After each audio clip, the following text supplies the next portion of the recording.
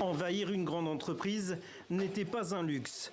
Les cheminots et travailleurs de la santé ont pourtant pris d'assaut le siège parisien de LVMH. Même les fumigènes n'ont pas rendu illisible le message des manifestants. Un peu plus tôt dans la journée, le porte-parole du gouvernement soufflait un message d'apaisement à l'égard du mouvement. Je rappelle que nous respectons évidemment les mouvements qui peuvent s'exprimer. Nous souhaitons qu'ils puissent se faire dans le calme, comme ça a longtemps été le cas, notamment grâce à la mobilisation des forces de l'ordre et des organisations syndicales qui ont assuré ce calme. Les voies du gouvernement ne sont pas impénétrables, comme ici à Rennes.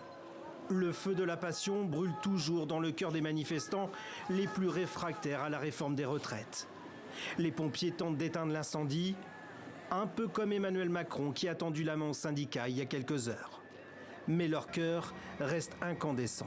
La CFDT, il ira partout où on peut faire progresser la situation des travailleurs. La question, c'est quand, avec quelle méthode et sur quel sujet. Sur le quand, il faut être très clair, ça ne peut pas se faire sans un délai de décence. Car l'humeur du pays est toujours maussade. La petite musique du gouvernement est enrayée dans l'opinion. On attend que le président soit plus ouvert d'esprit à la population. On attend du président également qui parle aux Français, que ce soit aux jeunes et à toute la population finalement. Et on voudrait vraiment qu'il nous voit manifester et qu'il sorte de son palais finalement. La suite de la partie se joue ici devant le Conseil constitutionnel. Les sages rendront leur décision vendredi. D'ici là, personne ne passe.